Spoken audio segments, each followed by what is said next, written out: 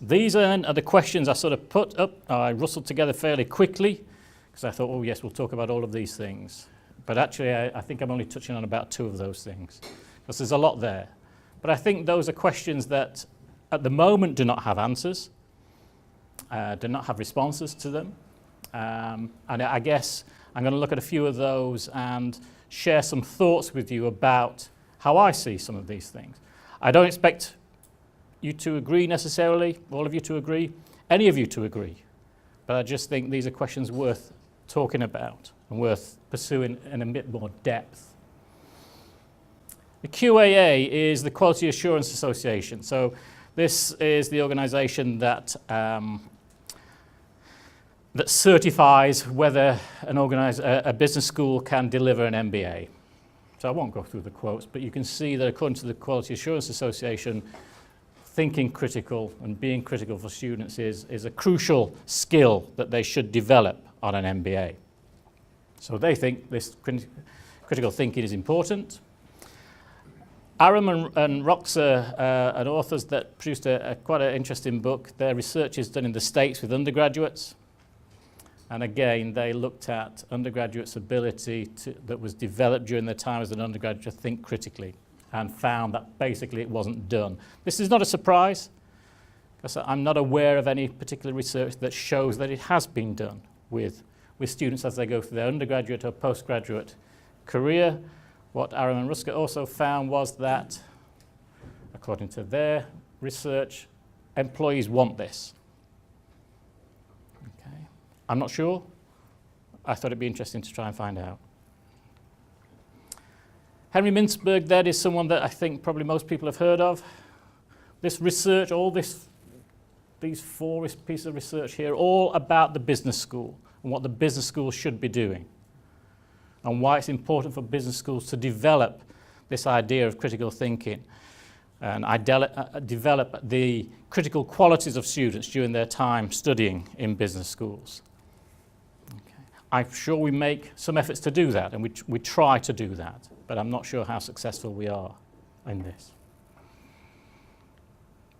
And the OU is also attempts to do something. This is from our one of our brochures about looking at people that want to do an MBA and promising them what will be developed as they do an MBA. We're not alone in that. We're not unusual in that. A survey that I looked at suggested that 150 business schools promise their prospective students that they will develop some form of critical thinking and criticality during their time there. Not unusual, it's what you would expect. But I'm not aware of any particular research that has looked at this in any great depth. So it's that I'm looking at in terms of my academic work, but also externally. Is it what employers actually want? If employers do want critical thinking, whatever that may be, what type of critical thinking do they want? So those are some of the issues I just want to share with you as we go through. When looking at critical thinking, then I think there's 3 ways of looking at it, 3 levels. There's a societal level. We think it's good generally if those members of society are critical thinkers, in that they don't just accept things that are presented to them. They are more inquiring than that. I think there's critical thinking at a decision level. So that if we have an important decision to make within an organisation, we can exercise our critical thinking skills in order to make a good decision or the most effective decision. But I think there's also critical thinking at an international level, and I think this is probably the most problematic. And this is where the question I put up at the front about, is it something that can be turned off and on? At a societal level then, we're familiar with this photograph, I think, and this comparison. Okay? And it's termed fake news. There's several things that I think are interesting about this. Firstly, we accept this and we accept this. I did. When I typed in fake news, this is what came up. I thought, oh yeah, that's good. Nice visuals. I don't generally use visuals. I thought, I'll use a visual. See what sort of response we get. But the more I've thought about that in a critical way, the more I've wondered, what does this really mean? Because these photographs, as far as I'm aware, are not fake. I don't know if the headings given to them are fake or not. If they are fake, if they're not fake, okay, they represent what happened at that inauguration and in that inauguration. But the fake news is not the photographs themselves, or I would suggest this and this. The fake news is the claims made for them, the interpretations put on them, is the fake bit. Okay, so in a sense, the photographs represent data or evidence. But the fake bit is how that is interpreted and the claims that are made for it. That, I think, is what the fake bit of fake news refers to. So at a societal level, I think we're fairly comfortable with that sort of stuff. I want to apply the sort of same thinking, though, more towards the interactional level as well, as we move on.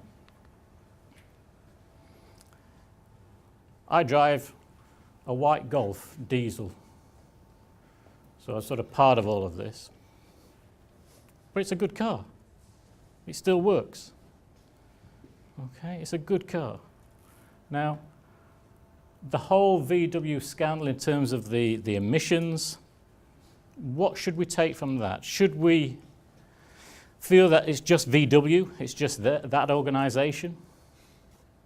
Or is there a broader issue about how we trust experts? I'm not saying we shouldn't trust experts, but perhaps we shouldn't just accept everything unthinkingly. We should just make our own minds up, use our own judgment. Critical thinking then, which is obviously something I'm advocating for, but there is a problem with it, the term. Two main problems then, the term critical and the term thinking. The term critical is problematic because of the negative associations attached to it, and I'm going to come on to some of those. And the word thinking is problematic because it suggests it's just a cognitive thing that we do, and it negates the embodied, emotional, and the material. We don't just, I would suggest, and one of the assumptions I use when I'm doing my academic work and when I'm living my life in a sense, is that I don't think things and then do it. I often do and then reflect. To some degree, this talk is useful because I don't know what I'm going to say until I say it. And then I can reflect back on what I've said. So I don't think what I'm going to say and then say it. I tend to say it and then think back on that. So critical thinking does narrow the whole thing down a bit. The first one is a real problem in academia with students, because we often hear from students that they don't feel they can criticize famous authors. How can I criticize Henry Mintzberg? Okay. Our view is you should criticize Henry Mintzberg, because criticize and criticism is not necessarily negative. It has come to take on negative connotations, but it didn't start out in that way. This is a big barrier, I don't know how to get around it. But the origin of the word is Greek. So critic comes from the Greek. If anybody is Greek here, please forgive my non-pronunciation. But whatever that word is, meaning to decide. Then we get the noun krites, to judge, make judgments. And eventually we have criterion, a standard for judgment. Okay, so there's nothing negative there in that term. Well, we tend to associate it with a negative outlook. It's useful, I think, to compare two dictionaries. So this is the US-based Merriam-Webster dictionary, and of course the correct dictionary, the Oxford dictionary. Okay. It's interesting that for the term critic, they're not that far apart. A person who pronounces judgment. But when we get into critical and criticism, the American version, or the American definition, is about disapproval, expressing disapproval. Okay? So I can understand students not wanting to express disapproval of Henry Mintzberg work. I can understand in organisations you not wanting your employees to be critical and express disapproval. But that's only one aspect of the definition. Even in the US dictionary, the secondary definitions are the activity of making careful judgments. Okay, the UK then, there's no negative association attached to it. And yet we take it in such a negative way. Michel Foucault, then, a French philosopher. I like Michel Foucault, he's good. He writes some good sense. A critique then does not consist in saying that things aren't good the way they are. So a critique hasn't got to be negative. It can be, but it hasn't got to be.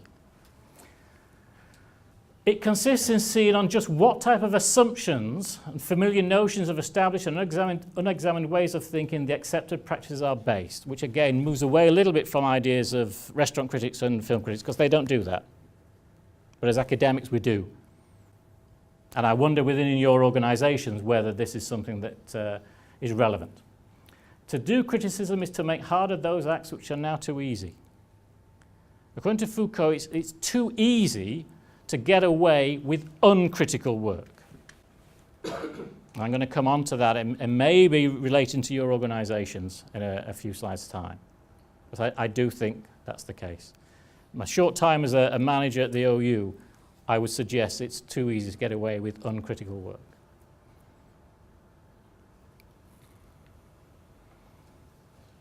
Skepticism, again, is something that tends to have a negative association with it. But it refers to a position that refrains from making truth claims. Okay? It actively steps back from that to not make a claim to truth. A philosophical skeptic then does not claim that truth is impossible, because that in itself would be a truth claim. Suspension of belief then. Okay, if we think back to the photos about Obama and Trump's inauguration and the VW thing, suspension of belief. So you can be persuaded, but the critic or the person trying to persuade you has to work at it. I often say to my students when I'm marking their work, I can be persuaded, but it's your job to persuade me. Okay? Troublesome words that make claims to truth. And these are words I hear all the time on the radio when I'm driving into work, and I have a problem with them because of how they're used. This is the one in vogue at the moment. We have an algorithm for this. Okay, so what? Who writes the algorithm? Who then interprets the result of that algorithm? Opinion polls and surveys. This was, again, driving into work. Somebody on the news was saying that an opinion poll says, whatever it is, the latest thing. And somebody being interviewed challenged that. Well, I don't know what questions were asked. I don't know who was asked. And the response back was, well, it was quite scientific. Okay. So do we accept that? So this is where we get to the interaction bit. And I think this is the more difficult bit in organisations, because these sorts of words are being used all the time. Now, if I'm a critical thinker, and I think most of the time I am, whenever I hear terms like this, I start thinking, why are you saying that? Why are you using that term? Scientific. Do you really know what that means? Professional. Doesn't that mean you get paid for it? But apparently it means more than that. After the coal mines, I worked for a brief, so I sorted the coal mines out, and then I moved to the health service. And now I'm in education. And the health service, they're very strong on protecting their professional identity. Okay. But I wonder why that is. It was oftentimes used in a defensive way that I could see. Same in academia. Mark and I have presented ourselves as academics with our titles. Whatever that means, it's a fact. I'm not against facts. I do believe facts exist. But what I don't believe is that facts speak for themselves. I believe that facts have to be interpreted and made meaningful. So you could say it's a fact that there are 54 people in this room. But what does that mean? And meanings and interpretations are contentious and can be challenged. And there is never, I would suggest, just one meaning or one interpretation to be made from a set of facts. Rational. I've made a rational decision. To me, that sounds very much like I've made a decision. But I've attached the word rational to it so that if you challenge me, you are being irrational. Okay? I always tell my students, and this is a favourite of politicians, and I always tell my students, always say that your data is robust and you've rigorously analysed it.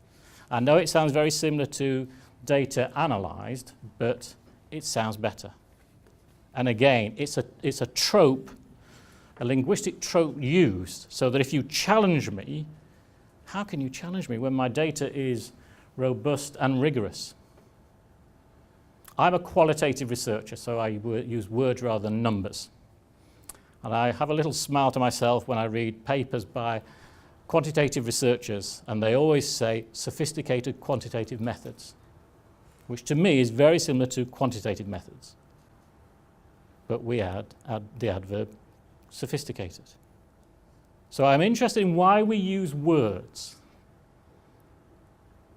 and how we use them to make claims for what we are doing. Bias. Is bias a good thing? Is this talk that I'm giving you now biased? Probably. I would say definitely. But then I think everything that we do is biased. Okay? I don't know how to be bias-free. But the key issue for me is that we acknowledge that and that we recognize that and that we reflect back on that and think, well, how is this? How am I being influenced by my prejudices, by my assumptions, by my ideas? What I want to communicate? How is that influencing what I'm saying? Another word. So these are some troublesome words. This is the most troublesome word, I think. My academic colleagues, some of my academics will totally disagree with everything I've just said and I'm about to say. That's okay, that's okay. So, objective. Again, I don't know how to be objective. I can't remember the lessons at school where we were taught how to be objective, or at university where we were taught how to be objective. We just assume that we can be objective. The opposite, of course, is subjective. But there is another term, intersubjective, that recognizes that what we do is never something that we do in isolation. It's always part of a social process. So I get suspicious when I read pieces of paper, students' work, or reports that claim to be objective, because I don't know how that's done. Okay. If anybody can tell me, I'd be grateful to hear that. But we accept things which have terms like these attached to them. And this is where I think about critical thinking. If we produce students that can think critically, I don't think they can turn off critical thinking. I think it becomes part of who they are. So I think in the workplace, they're always thinking critically. I think that's a good thing. But it means they become more skeptical about these terms. However, all the things I've said can sound very challenging, and I agree they are very challenging. I also think, though, to really take on the notion of critical thinking and criticality, we have to understand ourselves better, and we have to become better at reflexivity, at understanding how our prejudices, assumptions, preferences influence what we say and what we do, the decisions we make, the tasks we give. How do our assumptions and preferences influence that? And I think that's a challenge for managers, senior managers, middle managers, to become more reflexive, to not make these assumptions and carry on making the assumptions. We get a lot of new students in on the MBA, and they may have an engineering background or scientific background or just a managerial background, but they assume things like objectivity. They assume things like a scientific approach and rationality. But it is just that, an assumption. What I'm presenting to you are assumptions, or based on assumptions. Okay? They're not truths. They're just a different way of looking at things. But when I teach engineers, when I teach managers, scientists, they are also working on a base of assumptions that they hold. Sometimes they hold them to be truths. That's up to them. What I'm trying to do to some degree is to get them to reflect upon themselves and understand that those assumptions are things that are ingrained in us over many years. And it's hard to move away from that. How we communicate is very revealing. I think communication is constitutive, so it's not just representative. So again, I don't just have an idea and represent it in communication. The communication helps the idea form, in my view. What are my assumptions? So I think all those words I showed you, those troublesome words, do reveal how we think, partly anyway.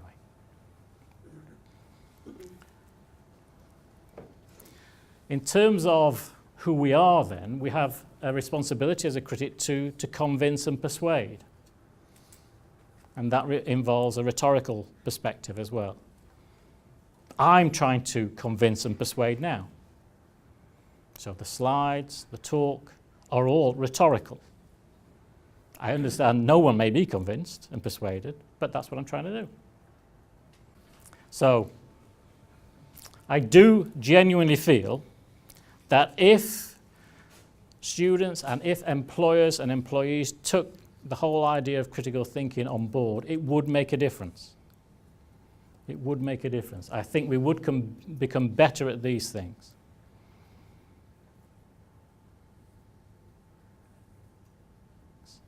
And perhaps as importantly, I think we'd have less of these things.